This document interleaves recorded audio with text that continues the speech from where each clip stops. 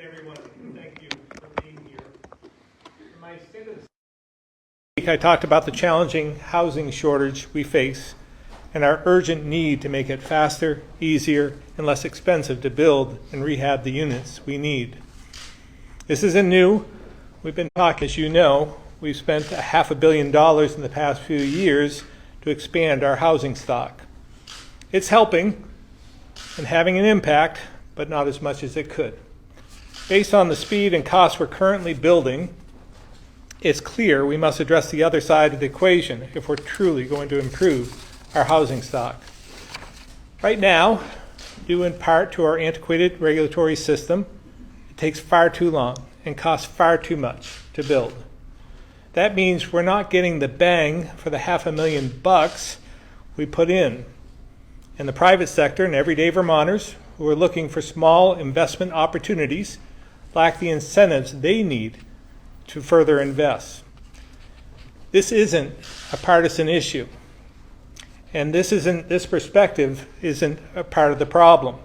We hear from people of all political backgrounds about the needs to make it easier to build while upholding what's great about our state, which is why I'm proud to stand here with you today with a tripartisan group of lawmakers who, in partnership with my team, have worked on packages that could really make a difference. Commissioner Farrell and members of the House and Senate will talk about the proposals in a few minutes, and we'll also hear from Wei Wei Wang, the Executive Director of the Vermont Professionals of Color Network, and Mike Del Trecco, the President and CEO of the Vermont Association of Hospitals and Health Systems. Because housing is about more than just housing. It's about community revitalization, workforce, affordability, equity, health, safety, and much, much more. This session, with a broad support, we can put politics aside and do what the vast majority of Vermonters know needs to get done to create and restore the housing we so desperately need right now. So with that, I'll turn it over to Commissioner Farrell. Thank you, Governor. So first, I want to thank Representatives Bartley, Hango, Sims, and Small for their leadership on this. I also want to thank the many other legislators and stakeholders, many of whom are in the room today, for the work that they've done to contribute to the bill that we have today, H 719. Through this collaboration, we've developed a set of reforms that can be supported by folks in rural Vermont and urban areas, supported by employers as well as homeless advocates, and from today. While I'm going to summarize some elements of the bill here today at 12 p.m., in which myself and some others will walk through some of the mechanics and details of the bill. In November, Governor Scott and I shared the administration's analysis of the current housing deficit, including where we're coming up short county by county. And it proved two things that we already knew to be true. One, that we need to reinvest in our regional economic centers. And second, that we need to drastically increase the number of homes in every corner of the state to give renters and home buyers more opportunities and more affordable options. This bill aims to achieve those two main priorities by realigning incentives to steer investment and revitalization of the existing housing stock into communities and neighborhoods that have been neglected, and encouraging the creation of new homes in the areas where we have the infrastructure to support it, and thus continuing to protect the green space outside of our compact settlement areas. To do this, the House's bill proposes the following. Firstly, changes to Act 250 jurisdiction to encourage more homes where we have the infrastructure and provide the incentives to grow, while continuing to protect the green space outside of those areas. Secondly, appeals reform for housing development to make it easier to construct housing for all populations and income levels, and to curb one of the biggest tools used to prevent fair housing creation in the state of Vermont. Third, adjustments to municipal zoning practices that currently inhibit unit generation. These reforms will focus on missing middle and infill development. Fourth, adjustments to state and local permitting jurisdictions to allow for and encourage the conversion of hotels and motels into permanent housing units. And fifth, tax incentives to encourage the investment of blighted structures in neglected neighborhoods and communities with the aim of revitalizing our economic centers and bringing housing units to them. This will be achieved through targeted tax exemptions largely for mom and pop investors, and for the rehabilitation of blighted structures in the areas of greatest need. So while a number of programmatic investments are contemplated in this bill, the budget development is still underway and we can't get ahead of that process. But regardless, the regulatory reforms in this bill will make any investment, including the $500 million we've already spent over the last few years, go much further than they have gone in our current system. This allows us to make better use of both public and private investment. Again, I'm grateful to this group of legislators. And for those that want to hear more in depth, we will be having our webinar again tomorrow to hear more details about the bill. You can find a link to that posted to accd.vermont.gov. And now I am happy to hand it over to Senator Keisha Ram Hinsdale.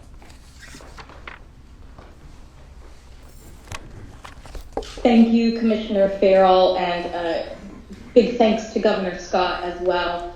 I'm participating remotely today because I have COVID, so if you see me a bottle of brown liquid, it is elderberry syrup. I just want everyone to know. I'll try to get through this as best I can.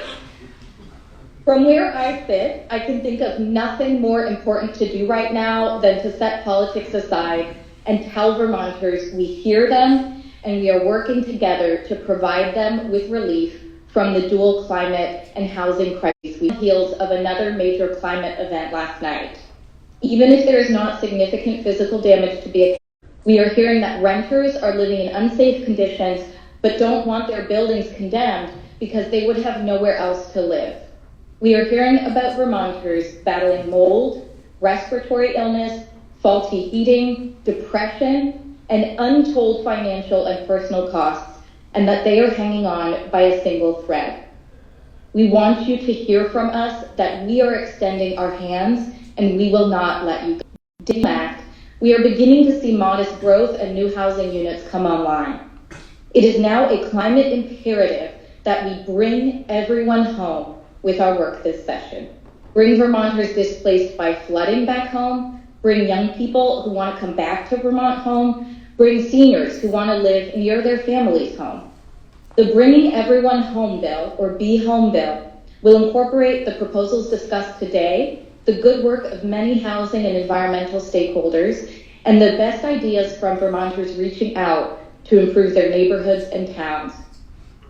Vermonters can rest assured we hope to vote the bill out of our committee by early February, as we know it will have a long way to go to passage and we have much work to do to build support among our colleagues. To that end, while Act 250 has served us well for 50 years, I am looking forward to working with my colleagues to adapt Act 250 to meet the realities of the next 50 years. We need an Act 250 that gets communities out of flood paths and mudslide zones. We need an Act 250 that gives towns the tools to create a climate resilient vision for their communities and then lets them act with the speed and flexibility needed to achieve it. We need an Act 250 that creates a diverse set of first-generation homeowners and Main Street entrepreneurs to build the collective wealth of their communities. We must stop saying that this is the way it's always been and work toward the Vermont that must be. Inaction is simply not an option. Our economy will falter without the next generation having the economic foundation needed to join the workforce and forge Vermont's future. To meet our other policy goals that build a brighter Vermont, from weatherizing homes to improving health outcomes to giving our kids a world-class education, we must recruit and retain the workers of the future. But people who want to remain here or move to our beautiful state are already turned away because of our lack of housing. Our rural communities and our cozy village centers that Vermont is known for are going to hollow out if we do not lead and act. So for those who have held on and cannot hold on any longer, help is on the way. We will build on the work of the Home Act with another major push for housing that puts politics aside to meet the very real needs of our neighbors. It is time to do the hard work that Vermonters have elected us to do. So together, let's bring everyone home. Thank you. Thank you, Senator Ram Hinsdale. We all wish you a very speedy recovery. Let me first start by thanking not only my co-leads, but also all other members of the House of Representatives who have sponsored H719 committing to finding solutions for Vermont's housing crisis. Representative Sims, Small, and Hango and I all recognize the need for a holistic solution to our housing crisis. After countless emails, phone calls, text exchange, and Zoom calls, H719 was drafted to be introduced on the floor later this afternoon. The overarching and primary objective of this legislation is to create more housing units and to reinvest in neglected neighborhoods. Plainly stated, housing and community redevelopment. The bill addresses Act 250 in a way that promotes smart growth and revitalizes our communities in a substantial way for generations to come. For too long, the solution to the housing crisis has been siloed. The crisis impact spans across every facet of our community, transcending political affiliations and economic divides. Regardless of income level, be it lower, middle, or tied to generational wealth, each Vermonter has felt the weight of this crisis. I am incredibly proud of the collaborative work of my colleagues, making a good bill even better, while taking into consideration the needs of different communities, different constituent viewpoints, stakeholders. We've ensured that housing development can happen throughout Vermont, not just a minute portion of the state. Yet, this bill goes beyond housing. Through the expansion and restoration of our housing, we can foster affordability for Vermont families, provide shelter for Vermonters who are experiencing homelessness, entice workers to fill vital positions in our workforce that is desperately needed, and offer, of course, necessary services to our communities. This concerted effort not only ensures housing stability and opportunities, but also plays a vital role in reducing crime, addressing substance abuse, and breathing new life into long neglected neighborhoods. H719 is just the beginning, and we have a long way to go. So, whether you're a representative, a senator, a stakeholder, or a community member, come grab your seat at the table. The time to act is now. Housing can no longer be just a goal. It must be made a reality for all Vermonters. And I am going to bring up Senator Sims.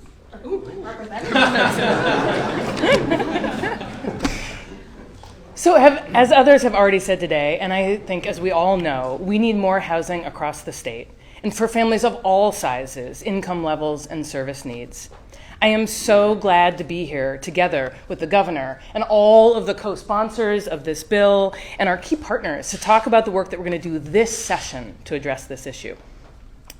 H719 builds on the great work that we did last year with the Home Act, working with a broad coalition from developers to local officials, from environmental groups to human service organizations. We made historic housing investments to support new construction, to fix up vacant units, and to expand shelter capacity, while also making meaningful changes to our land use regulations.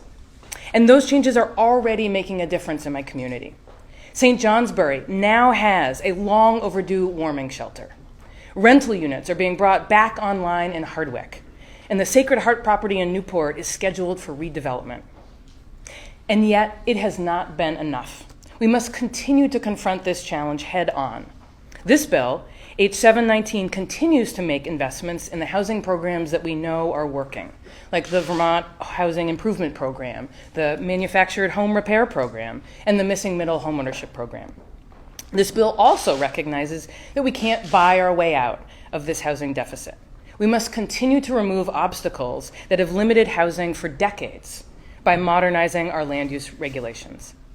Vermont's landmark Act 250 law has been instrumental in sustaining the Vermont we love, balancing the preservation of our unique landscape with the economic and development needs of our communities.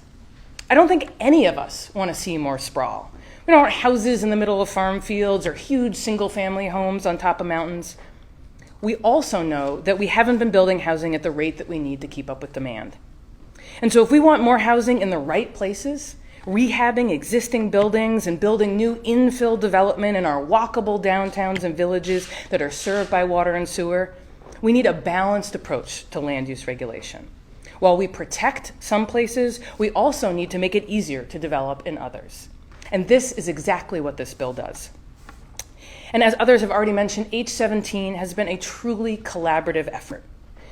And we know that the bill has a long way to go before it's across any finish line. But we are all standing here together to say to Vermonters, we hear you. We understand the magnitude of this crisis, and we are working together across geography, across sectors, across party lines to tackle this issue. And we invite you to be a part of that conversation so that together we can create healthy local housing markets for all of our communities. And now, from the kingdom to Winooski, Representative Taylor Smart. Beautiful transition. Good afternoon, everyone. As a member from Winooski, I truly understand the responsibility that I have representing the most densely populated and most diverse city in our state. And I highlight those two things to underscore the piece of how we as a city live into our values of being a welcoming state for our new American and refugee populations.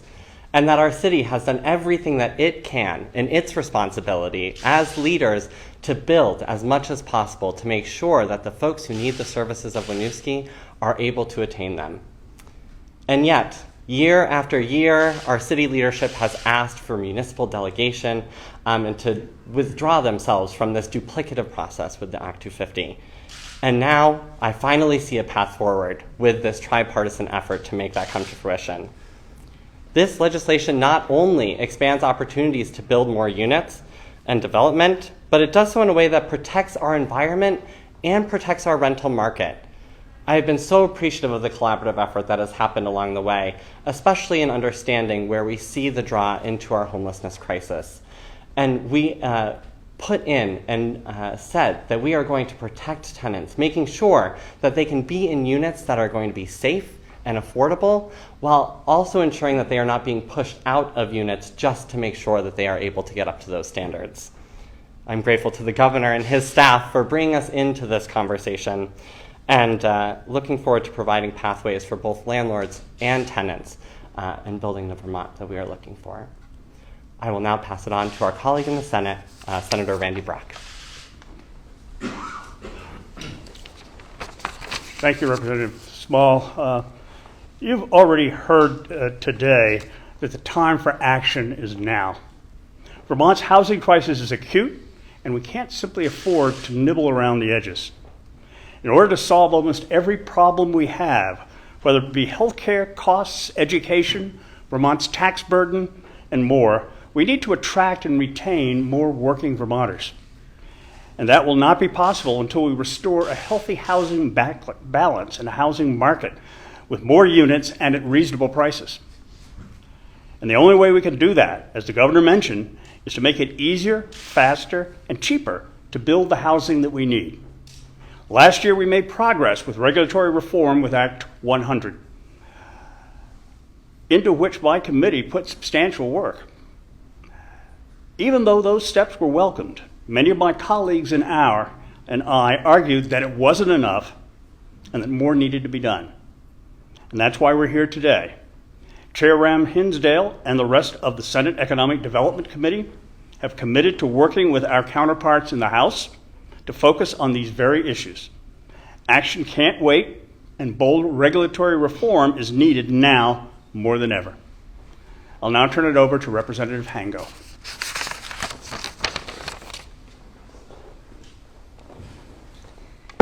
Thank you, Senator Brock.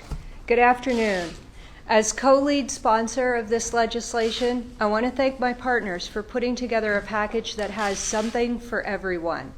We put aside our political party ideology, and each of us brought something unique to the table. This bill makes strategic investments in our communities as we work to revitalize our landscape. Each ask was thoughtfully and respectfully considered, and we worked with what we all could agree on, rather than focusing on the deal breakers that would shatter this coalition. This legislation is a conversation starter. It touches on something that is important to each of our constituencies: permitting reform, emergency housing, creating new units, and providing opportunity for all Vermonters to have access to housing across all regions of our state. As it moves through the committee process, we welcome input from all stakeholders and know that it will be a better bill for the process. Thank you, Governor, and your administration, and Representatives Bartley, Sims, and Small for your perseverance, for your constituencies, and for your spirit of collaboration.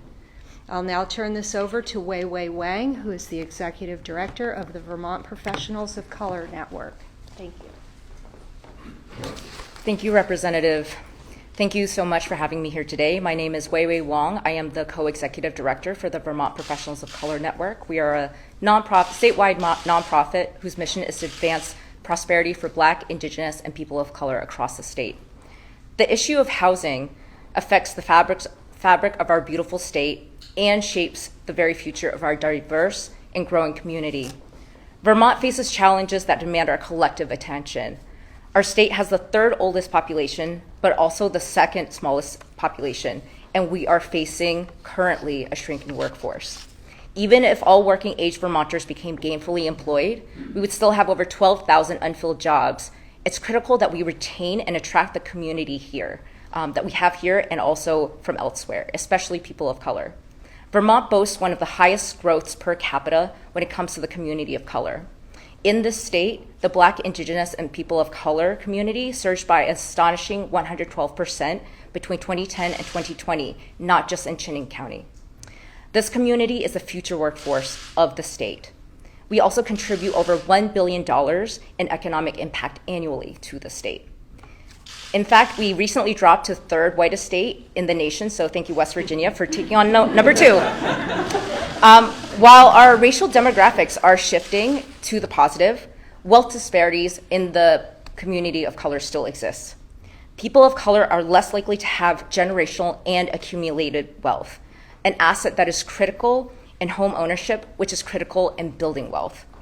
Here in Vermont, only 20% of Black households own a home compared to 72% of white households. Our housing challenges were steep even prior to the inflated home prices that began in late 2020 and before the July floods, the December floods, and last night swept many residential structures away. So this information paints and what everyone has presented today paints a pretty bleak picture for our state. And through the Vermont Professionals of Color, we are currently hearing stories from BIPOC community members. New residents relay the shock of arriving in the state and being unable to find housing, speaking nothing of affordable housing. New college grads hoping to stay in the state where they have made tight community bonds, but having to move away to other opportunities because they can't find safe, affordable, and available rental units. A dual income household losing childcare after leaving Chittenden County, moving outside of the county due to high home prices, forcing parents to leave their jobs. A C-suite executive living in a hotel for 9 months while house hunting in Chittenden County even, before settling on a rental unit that can't accommodate his family to come from out of state. These are all BIPOC stories that we have heard over just the last 12 months, and that does not include the flooding period. Why does my organization care about this issue and these proposals? Because we are constantly being asked, how can I find housing? Help me find housing. Because the BIPOC community, the people of color here, want to be in Vermont. They want to live in Vermont.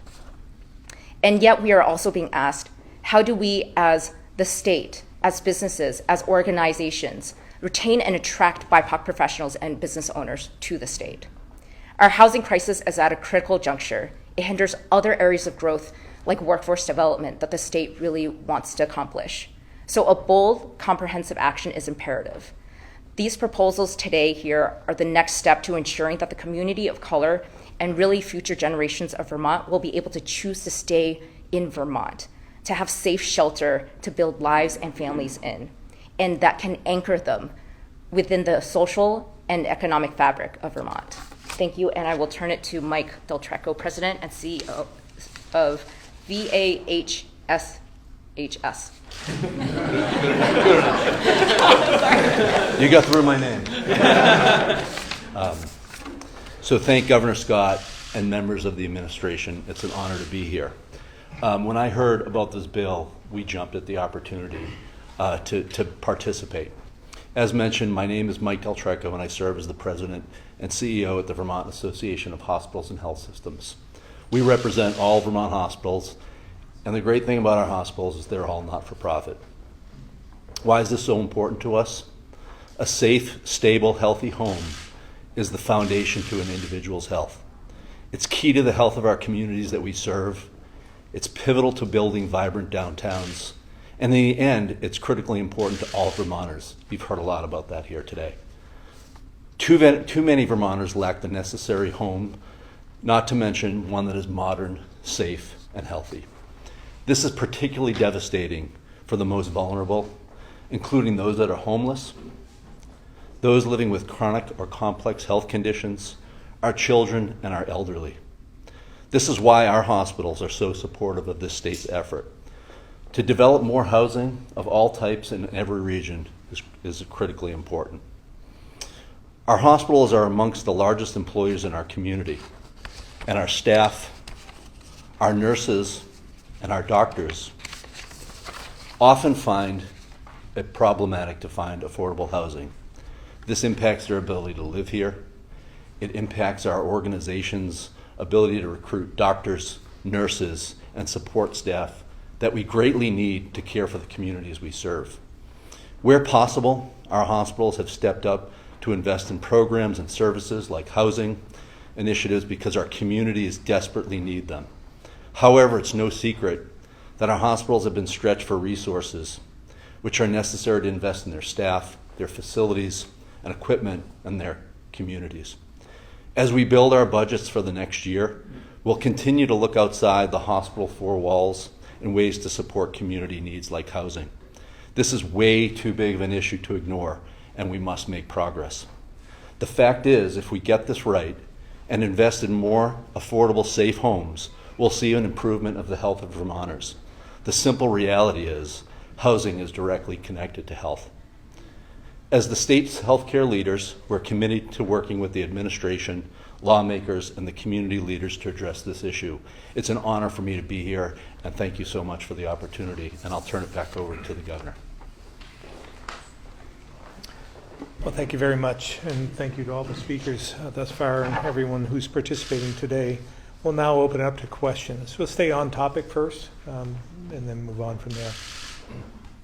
Governor, how does this affect the sort of the classic divide of the last few years of we can build in downtowns, we can't build hardly anywhere else? How would this change that? Well, I believe, I'll let Alex talk about this, but it expands the area. It's not just in downtowns, it's in growth centers, and to provide more density. Yeah, sure.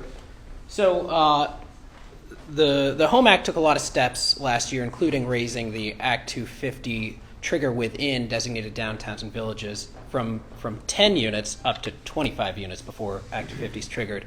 Now, what this bill would do is create full exemption within all of those designated areas, downtowns, villages, neighborhood development areas, growth centers, and then even outside of those where we have municipal water and wastewater and where we have zoning, it would raise the cap from 10 to 30, and thus making the best use of all of those assets that we really have the capacity to build in.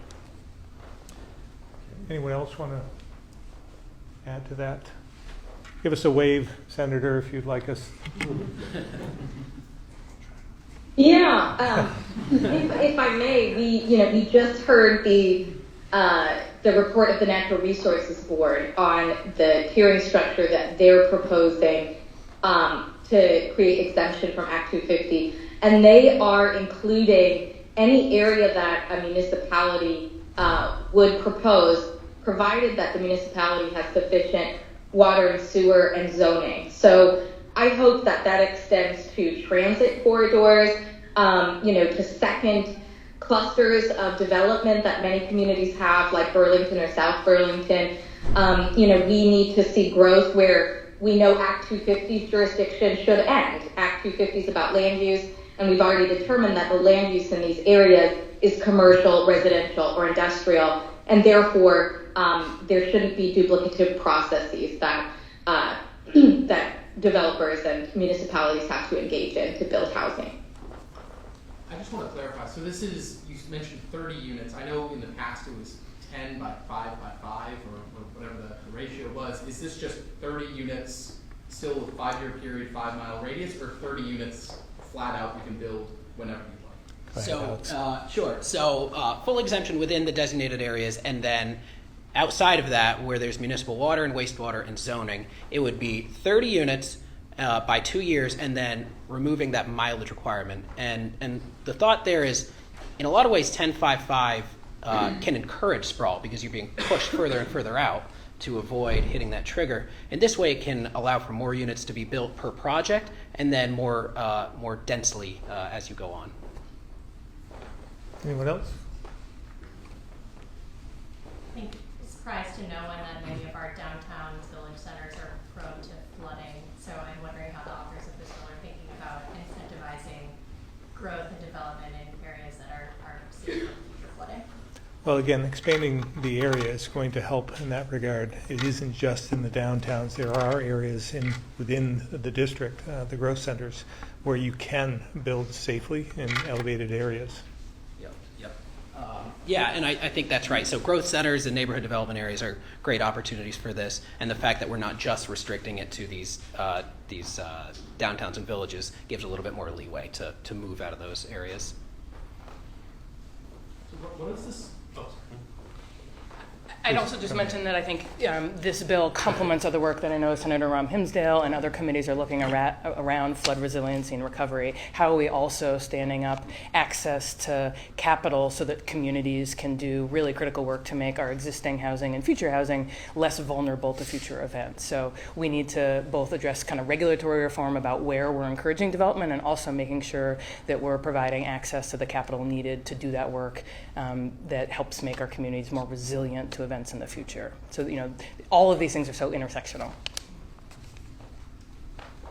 What does this bill propose regarding governance? What role do you see of the district commissions going forward versus the natural resources board? I know there's talk about professionalizing it or maybe expanding it. Just where does that conversation lie? Alex or Sabina? I can. And so what we're really trying to emphasize is this maintains the integrity of Act 250 such that it wouldn't change governance. There are other bills that are contemplating changes in governance structure and will allow those bills to contemplate what they will, and this does not negate that. This will only change where Act 250 is triggered. Anyone else, Sabina? No, thank you.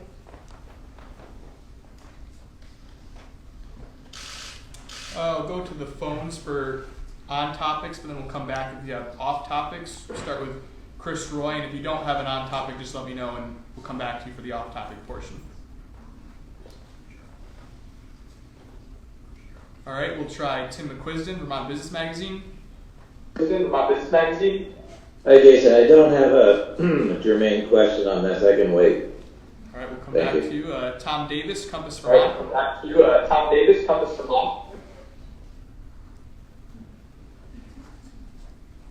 Try Keith, the Rutland Herald. Nothing at this time. Thank you. All right, we'll come back to the room. Yeah, put another. There are some provisions in this bill around, incentivizing the conversion of hotels and motels into affordable housing. I'm wondering, it will take a long time for this regulatory reform to create units, and so I'm wondering how you're thinking about these interim solutions, particularly for, the thousands of homeless people we have in our state and those who will be losing shelter this spring through the motel program. Well, everything's on the table at this point in time. Obviously, our needs are great. They're immediate, they're urgent, and so there's nothing we can do that would hurt anything of the long-term initiatives. So we are going to continue to look for those opportunities to expand shelter capacity and homes, permanent homes for the homeless. Governor, the House today is set to vote on H-72, which would pilot 2 overdose prevention sites in the state. I'm wondering your current read of the bill. Let's come back to that if we could. I'm not going to consider that on topic at this point. Well, we may be soon. Just want to give one last I just had one follow-up to Carly's question, I guess, regarding the general assistance program.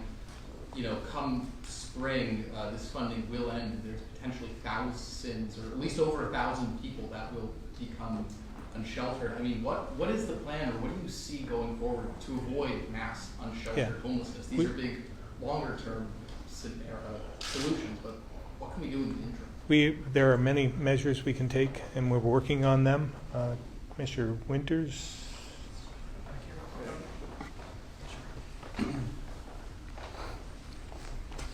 Thank you. As the governor said, we are taking a number of measures to try to create shelters in the short term, but I think it's really important to remember that in the long term, a bill like this is one of the most effective things that we can do to address the problem that we're facing today. The scope could be much smaller if we had units.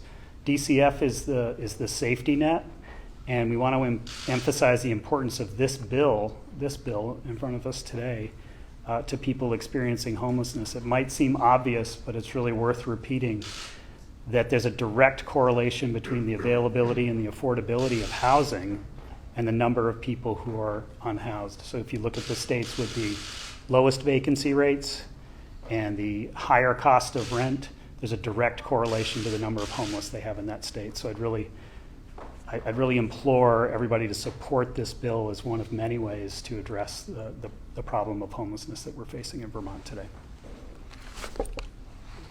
Governor, what arguments would you use to get buy-in from the House and Senate Natural Resources Committees that have been somewhat intransigent against rural housing development? Well, I believe that having this broad coalition of House and Senate members goes a long ways towards seeing change. So I don't know what the perspective is of the Senate or House Natural Resources are on this bill in particular, but I do know there's a broad coalition of members of the legislature that do see the issue and want to see change. Thank you. Can I add something? Sure. So, I think what's complementary in the Senate is outside of session. I actually teach environmental policy at the law school, and Senator Bray, who chairs the Natural Resources Committee, is a home builder. So we have been able to find some common ground in the past, and we're going to have to work harder this year. But what I would say to those committees and to the environmental community is that we can't believe in climate change without believing in support for climate refugees. And I think we often think about climate refugees coming from other states and other countries and us needing to open our arms to them. But what we have right now are climate refugees that are our own neighbors. They're people who want to stay in Vermont and simply cannot find another place to live. They want to stay near their existing community. So if it wasn't apparent from last year, once we've gone through all of this flood activity and we know it's coming fast and more frequently, we have to understand that we have an obligation to climate refugees within our states. They're Vermonters and they're our neighbors. I think that's a great point, Senator, and we have legislators that have experienced flooding themselves and had to make the tough decisions to move elsewhere. Any other on topic? This is the cue. Unless you want to stay and answer some more questions.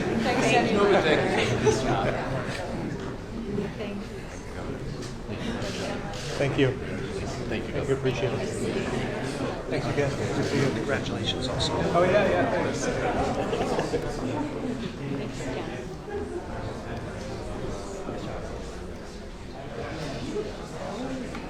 Well, talk about a wet blanket.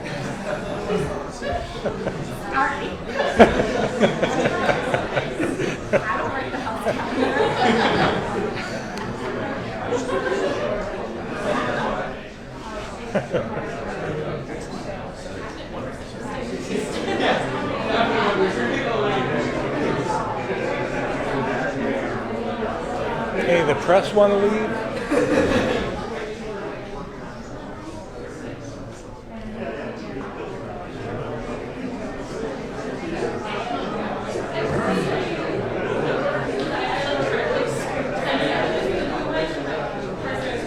We've got time for probably one more. Boy, look at the time.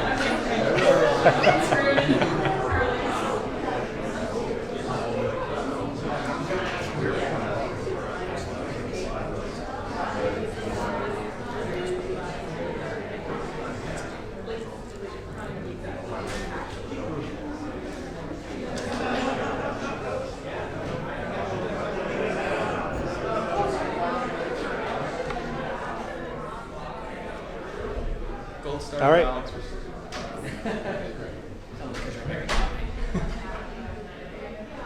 Well, I'm not going to repeat my question. you'll have to just because I can't remember exactly which. I know what it was about, but The H72, the overdose prevention site bill pilot to sites in the state House is looking at. Have you read the bill? I've seen portions of it. Yes, I don't know what it's going to look like when it comes to the Senate or House floor, or eventually past the House. But my position hasn't changed on the injection sites, and I have communicated that with House and Senate leadership. So there's no surprise, but it's just a bridge too far for me. What do you mean by that? It's just that from my standpoint, I just don't think a government entity should be in the business of enabling those who are addicted to these drugs that are illegal. And it's just counterintuitive to me. And I have a great deal of sympathy and empathy for those who are addicted, and I think there are other ways we can counteract that. And we have measures in place, the treatment and recovery, prevention and enforcement, those four legs of the stool I talk about a lot, that we need to double down on. And if we want to build hubs, expand hubs to provide some of the harm reduction, that's fine. But the portion where we allow the safe injection of illegal substances is just too far for me to go. What do you make of the argument that what we're doing, not just in Vermont, but across the country, the opioid epidemic is nationwide, just simply isn't working right now, and that we should try something new and novel that hasn't been done before, just to do anything different? Yeah, the drugs obviously have changed from opioids. When Governor Shumlin gave his remarks in the State of the State a number of years ago, it was a different opioid at that point, and now we have fentanyl, and we have other substances that are highly addictive, and are different than what we were dealing with before. So we have to adapt to that, but I still don't believe that allowing for the safe injection is a way to counter that. The Judiciary Committee in the House, they've been tackling retail theft, also potentially more resources for the judiciary to expedite justice, I think is how they framed it. Our Public Safety Commissioner this morning told them that public safety and accountability is a piece of the puzzle that she sees that's missing. I mean, what's your assessment of where the legislature is in the public safety conversation right now? What else specifically would you like to see? Well, again, I'm encouraged in whatever our Public Safety Commissioner had testified on, that is us. And so she was speaking for the administration at that point. And we, as I said in my State of the State, we have to be honest about what we've done in the past, and if it's not working, we should reflect and do something different. And again, I was part of that. I signed some legislation that I'm not sure was the right approach now. So we just have to be honest with ourselves and put into place measures that we think will keep the public safe. And I am encouraged to have the Judiciary Committees taking this up, and we'll hopefully get to a point where, like we are with housing, where we can come up with common sense solutions that protect the public. What does that look like? Bail reform, conditions of release? All the above. Yeah, there's no one single element that that I'm looking at. It's the accountability. It's about some of the measures that we put into place over the last few years that aren't working. And so we just need to reflect on that and come up with something that will work. So last year, the Senate passed their S18, which is a bill that would ban all types of flavored tobacco, flavored vapes, things of those nature. And House Human Services, who picked it up, had testimony from Dr. Levine this morning, more tomorrow throughout the week. Just wondering what your thoughts would be on that. Yeah, again, I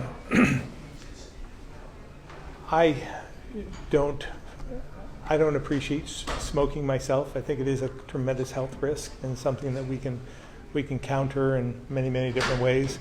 I'm not sure that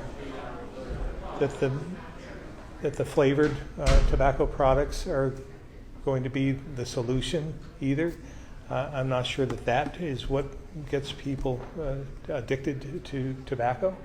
But again, if it's something the legislature moves and puts on my desk, and it's within the parameters of what we're thinking, I would probably sign it.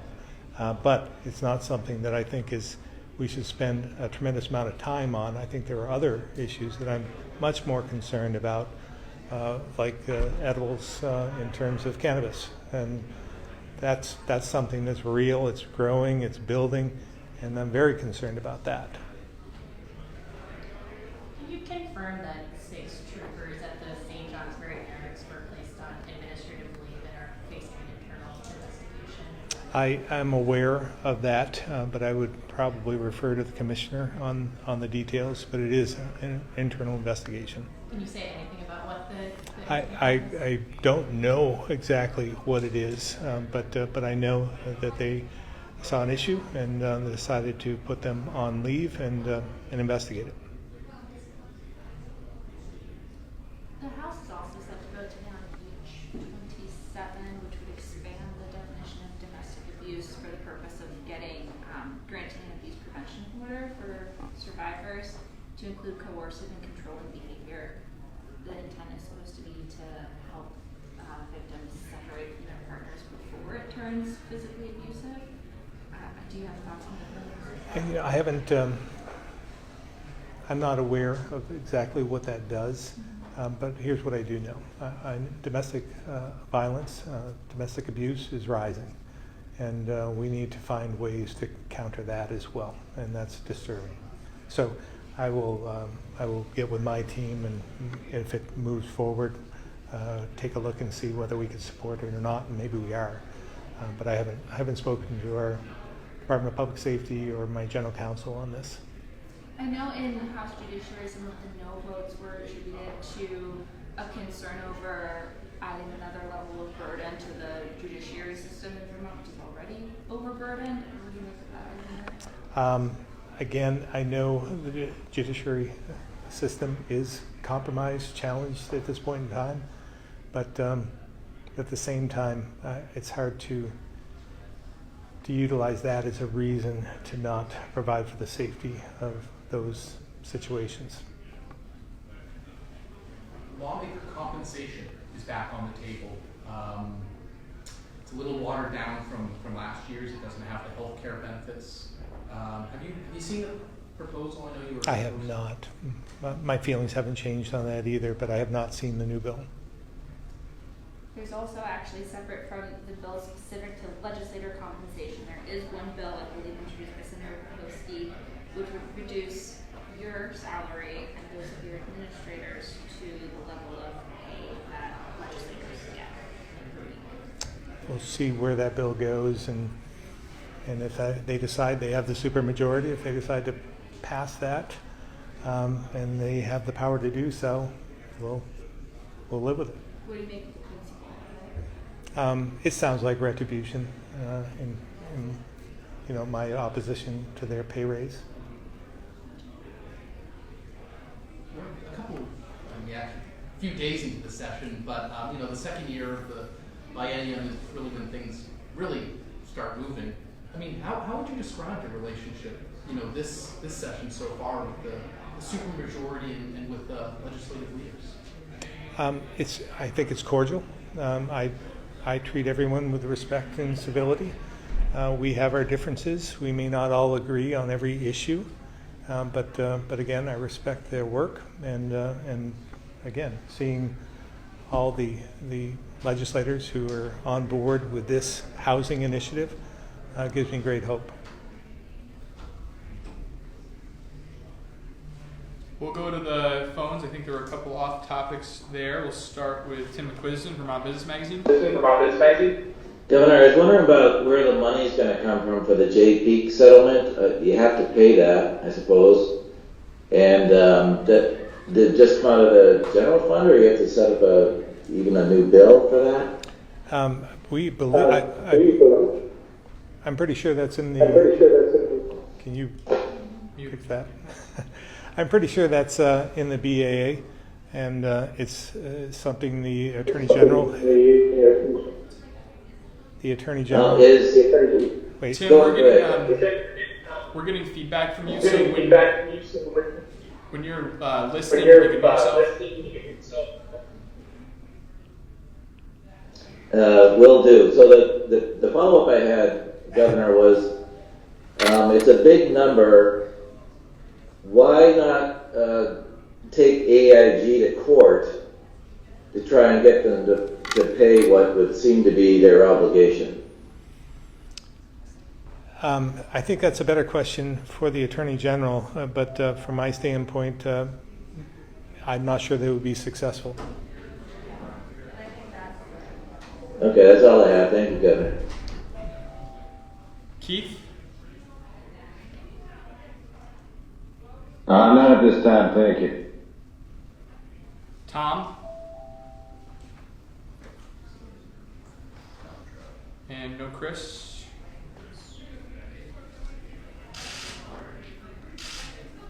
Thank you all very much.